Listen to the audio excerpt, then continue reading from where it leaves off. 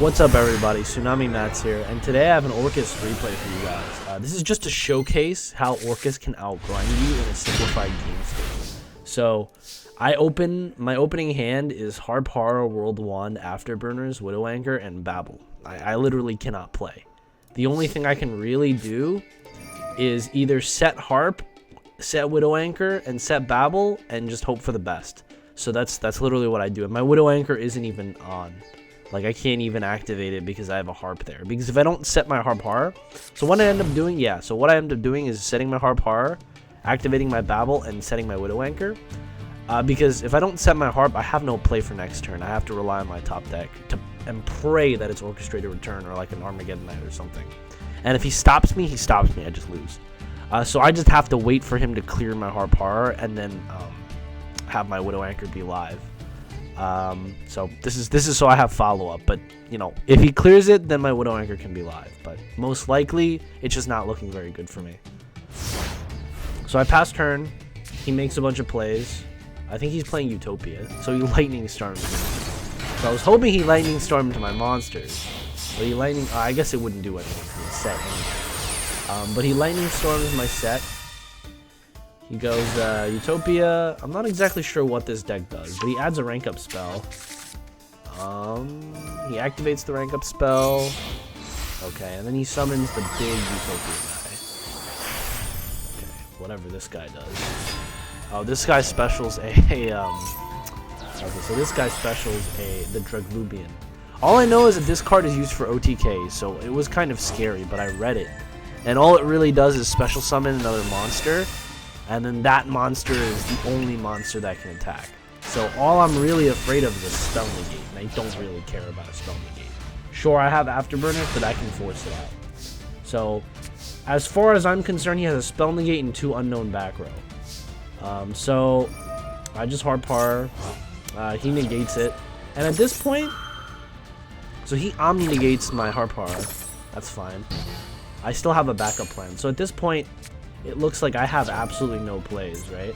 I have Babel, Widow Anchor, World 1, Gizpack, Afterburner. It looks like I have no plays, but I have Babel.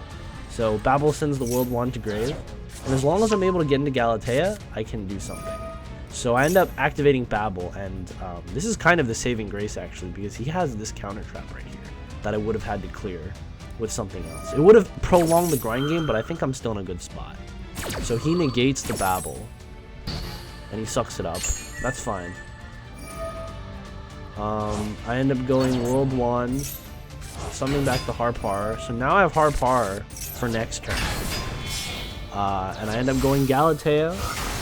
And then at this point, if you look at how many spells I have in the graveyard, right? So right now I have 1 spell. There's going to be a spell if I clear the Hope Harbinger. So that'll be 2 spells, right? And I have an Afterburner, and I want to clear this back row as well. But I want to just clear his board. So if I make Dengirsu here, I can clear 1 card. My Afterburner can clear 2 cards, and I can just leave him with this, which does absolutely nothing, because he has no materials under it. So what I do here is I just set Orchestrated Return off of a Galatea. I make Dengirsu. I clear the Hope Harbinger.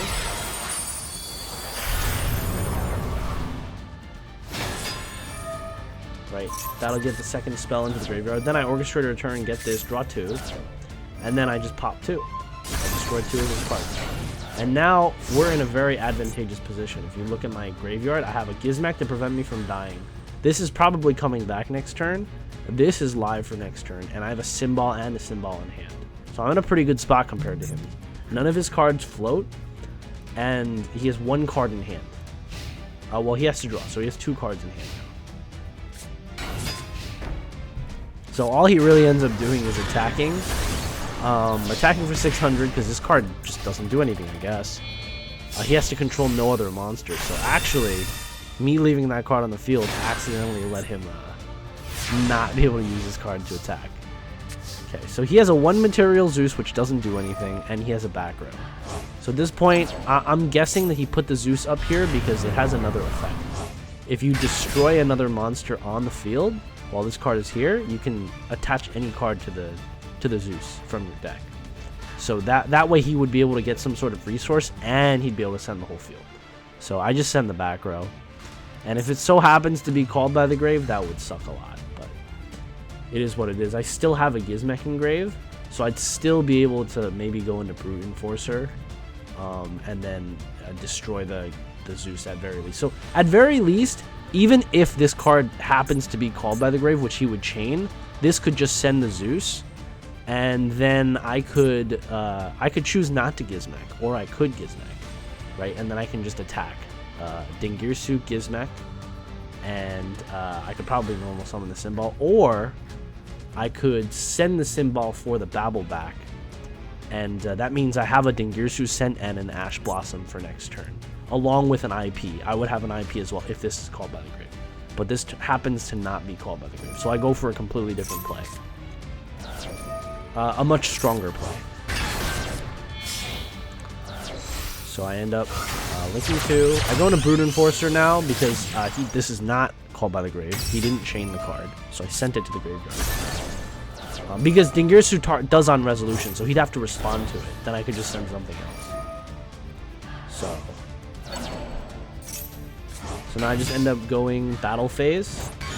And at this point, I am going to summon Gizmek. So Gizmek will come back. And then I'm just going for damage. I could have gone for a little more damage, but it is what it is. I could have gone for like 800 more damage with Zeraboros. But I end up just going for Zeraboros, having a Gizmek in the graveyard, and then having... So you would have thought why I made Longirsu if I was just going to link it off into Zeraboros. And I was thinking at the moment I was going to shuffle 2 back, but I realized that there really wasn't a point in it because I have a Symbol and a Harp for next turn. So next turn I can Symbol back either Galatea or Longirsu, send something to the graveyard, and then then the Harp would be live. I think the Harp still is live though, but just in case Gizmek makes it not live anymore by banishing more of my Orcust cards, that's fine. I can... next turn I can Symbol Skeleton, bring back the Dingirsu, and the Dingirsu can attach me to the World Wand. That's in the banish pile. So my banish pile is almost like my second graveyard. I can retrieve things back with the Dingirsu. So at this point, I have 2 interruptions. I have a Gizmek that can come back and trigger the Zeraboros, and I have an Ash for his 1 card in his hand. So it doesn't seem like he's in a good spot, and next turn I'm going to so any really card that he plays, I'm just going to Ash Blossom. And then next turn I can just attack for game. So I Ash Blossom, and he sees that there's no point in playing anymore, and he skips it out. So, you know, it didn't look like I was going to win that game, but I just somehow found a way. Orcust is very, very grindy when it comes to a simplified game state. So I hope you guys enjoyed this replay.